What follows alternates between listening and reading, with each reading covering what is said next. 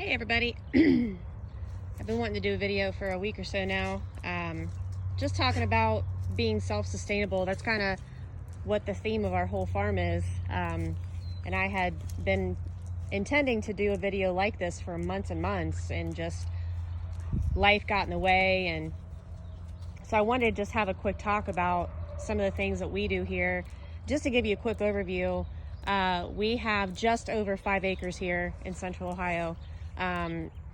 In my opinion, a very, very small farm. This was originally part of a 300+ acre farm. All of those farm fields you see out there were originally part of this farmhouse, but back in the early 90s, the last owner of the Williams family passed away, and it went up for auction basically, and some local farmers bought it, kept the farmland, and then sectioned off the house with a little over 5 acres, which is what we have now. But I'm telling you what, we have so much going on here on such a small amount of farmland, and you'll see here in a few minutes that we're only using about 2/3 of that land. The rest is in the back, and we use it for overflow pasture. But I just want to kind of walk around and show you some of the things that we're doing. So one of the things that we do is we plant with a purpose, meaning most of the things that we plant are intended to yield some kind of food. And I'm just going to start here in the front part of our property. We're backed up here against one of our dairy goat pens. But this is one of the property lines, and you can see everything's just now starting to sprout. But this entire row here that goes from here, it's about 180 feet, all the way to the front of the property, that's all berry bushes. So right here we have raspberry and blackberry, and I literally alternated raspberry, blackberry all the way up here.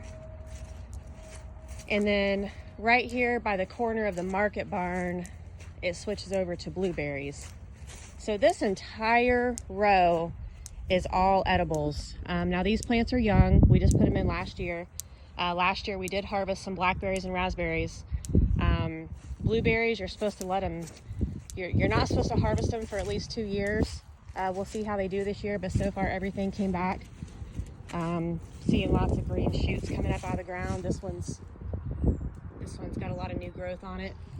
So these are a combination. These are 3 different types of blueberries. We've got one of them, I believe, is called pink popcorn, and then this is a pink popcorn.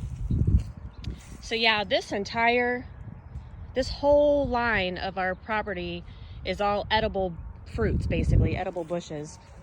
And then so I wanted to take you, there's our market barn, there's Esther.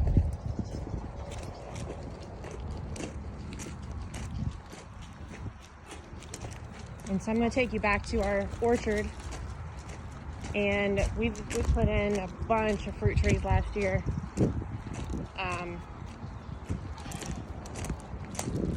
I want to say, well, we put in some last year and then some the year before that. But we've got cherry trees, plum trees, pear, peach, apple, all kinds.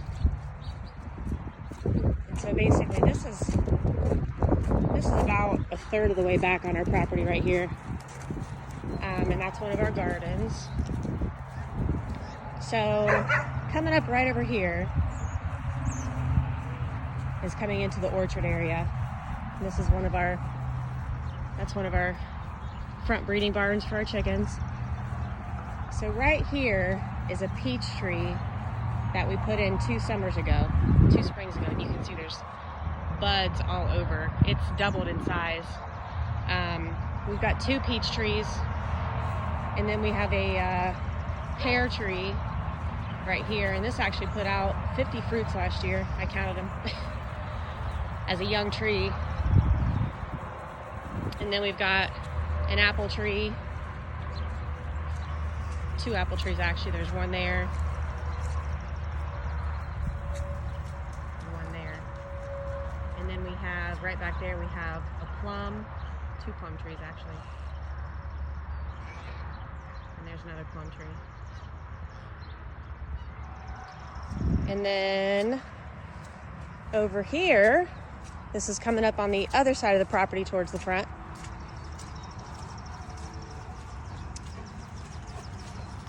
We have 2 cherry trees. There's another cherry tree, and they actually did well over the winter. You can see all of the buds coming out.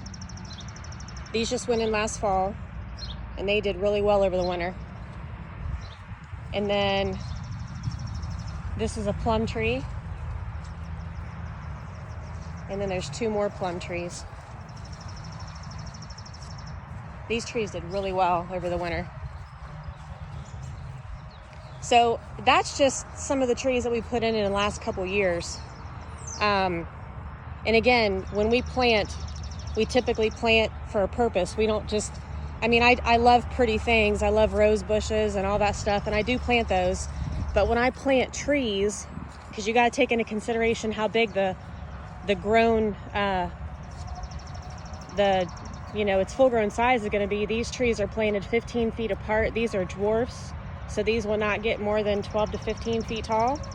I planted them at the recommended spacing of 15 feet, and they're spaced 15 feet from the fence row, so I'm kind of estimating what the adult size will be. So there's our trees, and we are going to put in more peach trees and probably more plum trees this year.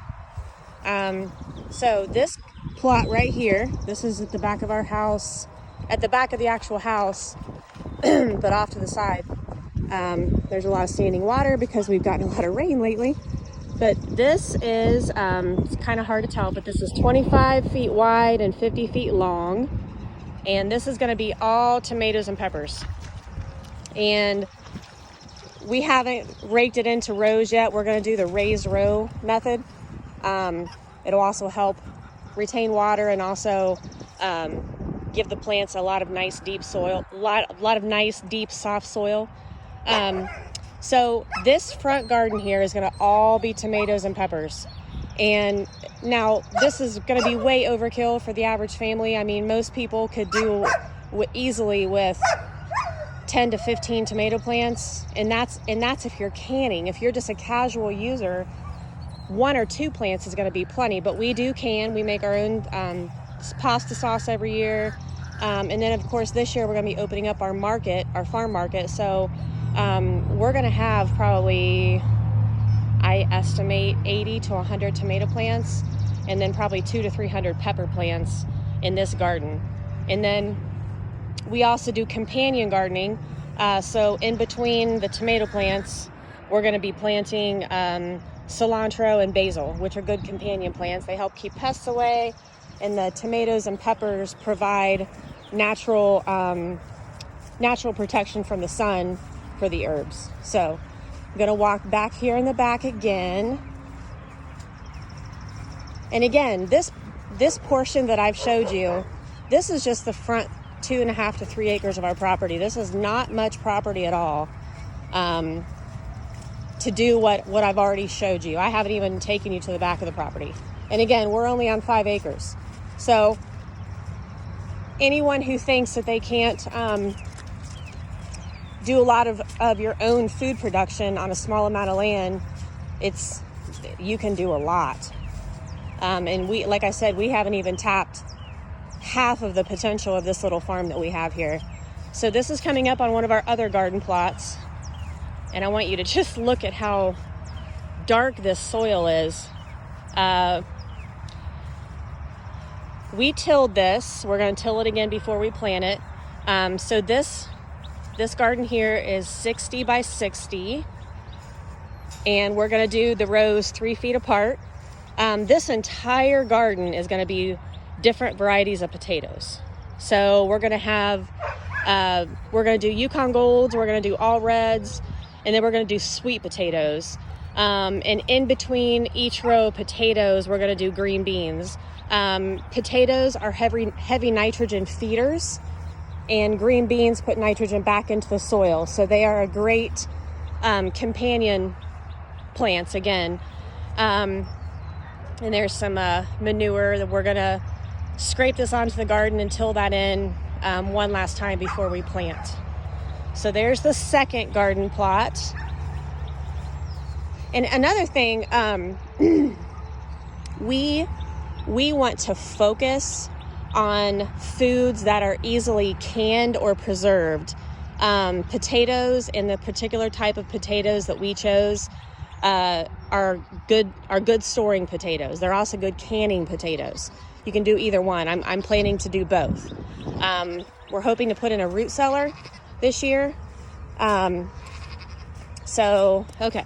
So this is the back of the property. We're starting to go towards the back half here, and you can see this whole area. See how much water there is?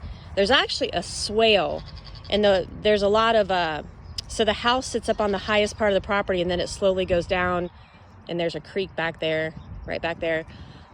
So there's a natural drainage area that kind of runs along this angle and follows this little path in the back, which is actually good. And there's one of our buck pens. So this is the third garden plot, and this again is about 60 by 60. All of the big gardens are 60 by 60. It was just a nice even number, no particular reason why they're that size.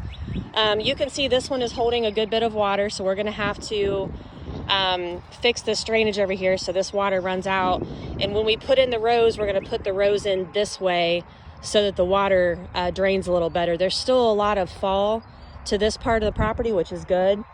But one of the reasons there's a lot of water here is we've just gotten a lot of rain, and there's a lot of fresh manure sitting here, so it's kind of disrupted the flow. But this garden here, again, is 60 by 60, and this is going to be basically, so you've got the garden in the back, that's all, the garden in the front, that's all tomatoes and peppers, and then the garden over here is all different varieties of potatoes and green beans. So this garden here is going to be basically all vining plants. So you're going to have squash, pumpkins. We're going to have zucchini back here. I know those aren't vining, but we're going to have zucchini, both green and crookneck. So several different kinds of squash back here. And then I'm not going to walk back there right now, but there's a fourth garden right back there. And again, it's about 60 by 60. And that's basically going to be everything else. We're going to have Brussels sprouts, peas, onions, beets, all kinds of stuff back there. So there's a total of 4 garden plots, and we still have this entire pasture back here that right now we're using for overflow pasture. And there's even a little bit of property on back behind that we haven't used. So there's a, you know, like I said, as far as potential, we're only using about half the potential of this little farm. There's a lot here. Hey, buddy. So I just want to kind of talk to you guys about, you know, growing your own food. This is something we've done for several years now. We're big canners. We always try to stay prepared for anything that could happen. I mean, actually, one of the big things that changed our way of thinking was nothing nearly as serious as what's going on in the world right now, but we actually had a fairly long-term power outage happen back in 2008, and we had our daughter home from the hospital, and all of her medical equipment was on, there was no way to charge it. It was on battery. So that was just a really scary situation. We were without power for about a week with a special needs, medically fragile child, and just our whole way of thinking really changed. I mean, my husband and I both were raised to be self-sufficient anyway, but all of that really just kind of kicked it into high gear for us. So I just want to kind of walk you around and show you some of the things that we do and are doing, and I'll bring you back again when the gardens are planted and you can actually, you know, see the rows. But this whole area back here, this is probably the middle part of our property, and we call this the orchard. And we've got tons of fruit trees back here, and we're going to be putting in more. So we'll be back.